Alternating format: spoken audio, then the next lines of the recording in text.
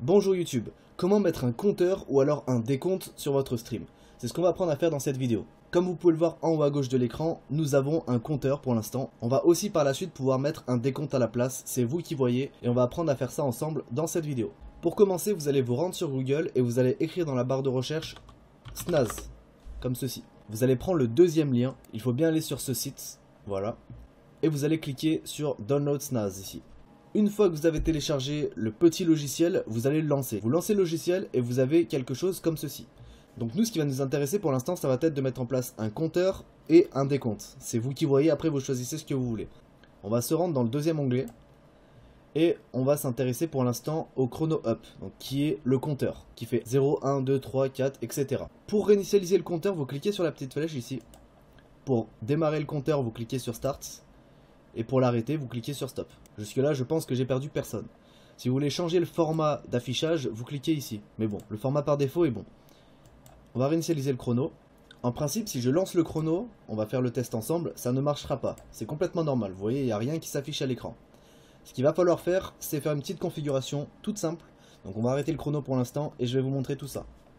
Rendez-vous sur votre logiciel de streaming. Vous allez aller dans les sources, faire un clic droit, ajouter, texte. Vous allez écrire ce que vous voulez, donc moi je vais mettre Chronosnaz, on valide. Et là nous allons cocher la case utiliser le texte d'un fichier UTF-8 ou compatible. Nous allons mettre parcourir. À partir de là, ce que vous allez devoir faire, c'est rentrer dans le dossier Snaz. Donc, comment faire ça? Je vais vous montrer. Vous allez faire un clic droit sur l'icône Snaz, donc qui se trouve sur votre bureau par exemple.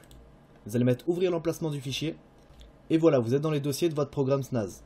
Donc ce que vous allez faire maintenant, vous allez cliquer gauche ici, vous allez copier le lien. Vous pouvez fermer cette fenêtre. Et ici, quand vous allez mettre parcourir, vous allez coller le lien que vous venez de copier. Voilà, parfait. On se retrouve dans Snaz du coup. Vous allez vous rendre dans Text Files. Et là, bien sûr, vous allez sélectionner le document texte Chrono Up. Puisque notre objectif, c'est de mettre en place un compteur. Si par contre, vous voulez mettre un décompte, vous allez cliquer sur Chrono Down ici. Donc là, nous, on va mettre en place un compteur. On valide.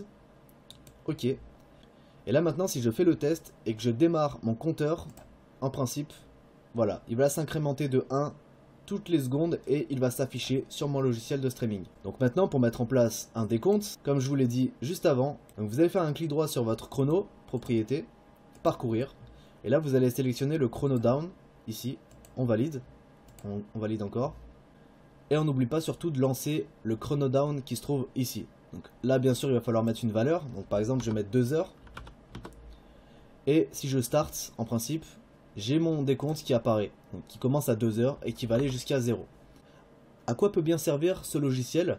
Vous pouvez faire un décompte par exemple pour avertir les gens que dans 2 heures vous allez lancer par exemple un jeu concours, c'est un exemple. Vous pouvez aussi lancer un compteur qui va de 0 à par exemple 2 heures. Ça a deux avantages de faire ça. Déjà pour vous, ça vous permet de savoir combien de temps vous avez streamé. Et surtout, c'est très intéressant parce que quand un visiteur qui vous suit beaucoup vient sur votre stream, au moins il sait s'il a raté beaucoup de temps de stream ou non, tout simplement. Après, bien sûr, je vous laisse en faire ce que vous voulez, mais je vous garantis que ça a son utilité. Comme d'habitude, si la vidéo peut servir à d'autres, n'hésitez pas à la partager. Si vous êtes resté jusqu'à la fin de cette vidéo, c'est que vous êtes probablement intéressé par développer rapidement une activité sur Twitch. Ce que je vous propose, c'est de vous offrir un pack d'overlays et de bannières gratuit qui va vous permettre de rendre votre stream plus professionnel. C'est un pack d'une valeur de 30 € que je tiens à vous offrir gratuitement pour vous donner un coup de pouce dans vos projets. Vous retrouverez tout ça dans la description de la vidéo. On se retrouve de l'autre côté, salut!